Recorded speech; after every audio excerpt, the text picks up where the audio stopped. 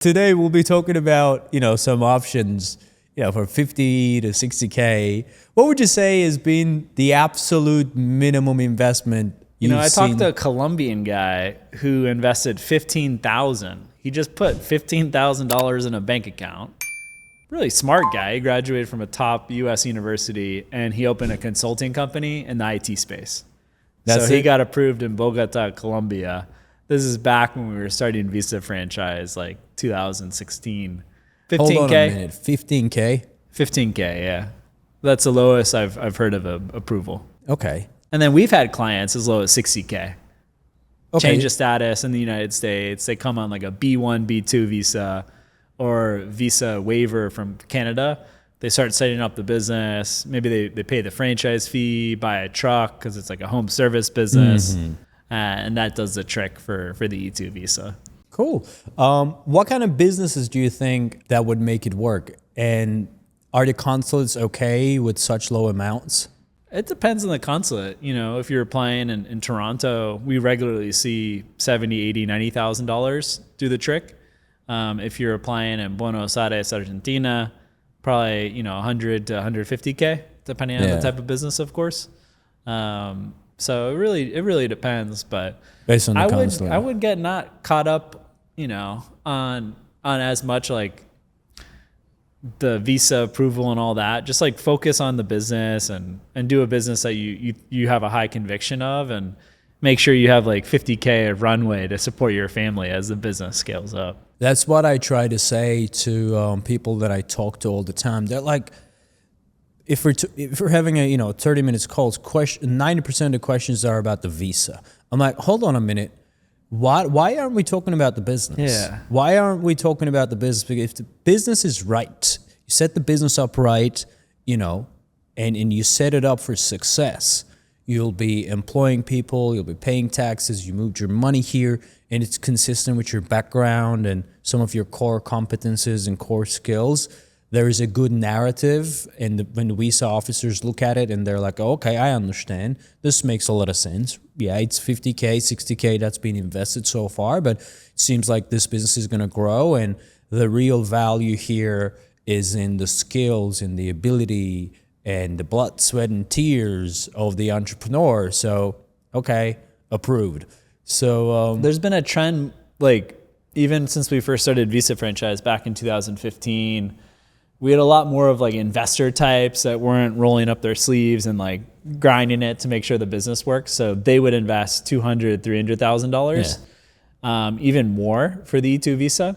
But now, most of our clients are investing 100, 150K. Yeah. And then many, especially our friends to the north in Canada, as low 80K, some even less. Yeah. So if they want to see that you're going to work and make this business a success. And I think it's going to be, for a lot of these, it's more about you as an individual being able to selling the consulate officer that you're uniquely positioned to drive this business forward.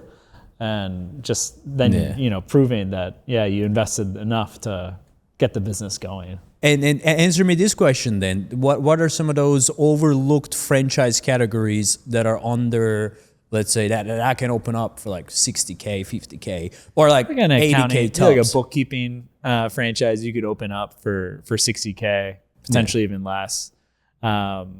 Senior care, you can get started with about 80K.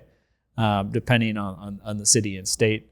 So that's a business you can really grow. And I interviewed on our sister podcast channel on Vetted Biz, someone that grew a senior care franchise to $8 million in sales with a pretty nice EBITDA. So he was probably making like $1 million a year from that business. And that's a business that you can get started at, again, 80K, 100K. So I like those service-based businesses that you don't have to keep on putting capital in to open up the second restaurant or the second education tutoring center, and you can just keep on growing. How can our prospective clients know about these franchise opportunities? I know they need to reach out to Visa franchise. They can check out. We've done a bunch of videos with the franchisors. Some of them we've published on the Visa franchise channel. Some are private links that we can share, but I think easiest is just book a call with you, myself, and review some of the franchise businesses. Again, we have a portfolio of about 80 franchise brands. Less than 2% of franchises pass our due diligence. Three people it has to go through. Our analyst, associate, then we have a final check with one of the founding partners. So, and that's about it. Very few pass our due diligence. We've looked at well over 1,000 franchise businesses on behalf of our clients at Visa Franchise. So, have a call with one of us and we're happy to go through some potential franchise opportunities for you. How would that working relationship with Visa Franchise look like? Because right now, for example, if I'm looking to, this is a big thing, right? I mean, there's the money that I'm gonna have to invest. I'm gonna have to pull the plug in my home country. You got to work too. Yeah, you wrap my stuff probably up, at come least over two, here. 2 years to this Right. full time. So it's a very big life change. I want to reach out to you and talk to you guys, but I might not be ready today. So I just want to start the process at somewhere and just take it from there. So how would our that working contract is relationship very look like? flexible to freeze the contract. So we can get started, on the search. We can incorporate the business, get the tax ID, open up the business bank account remote, get everything in place, and then study franchise opportunities for 2 months.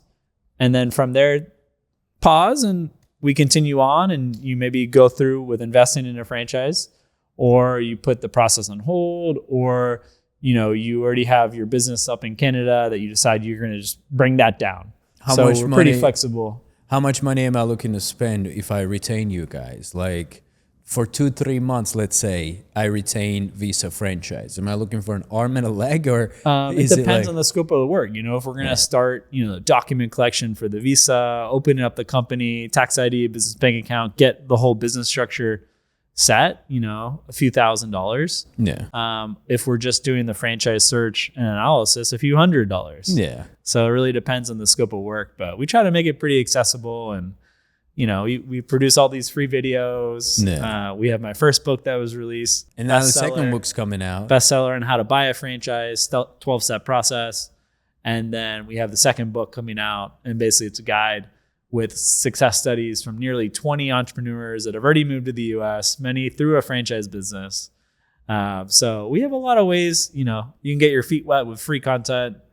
You can pay, a few dollars for an ebook, or more for the physical book. Yeah. You can retain us for the franchise search analysis, or hey, you're going all in and you want to move here sooner. Let's get the process going at a more accelerated pace. We just want to make sure that, you guys are, committed to starting. Doesn't have to be, you don't really have to commit to the full thing right now. Yeah. But we can date a bit, we don't have to get married. Right now. Right. Let's date a little bit. But yeah, so that's interesting. If you guys are interested in that, obviously there's probably a link down there somewhere that you can click and that you can talk to either me or Patrick, and then we can see what we can do for you. And if there's a mutual fit at the end of the call, we would expect you to, sign our contract and make your first payment and get our process started.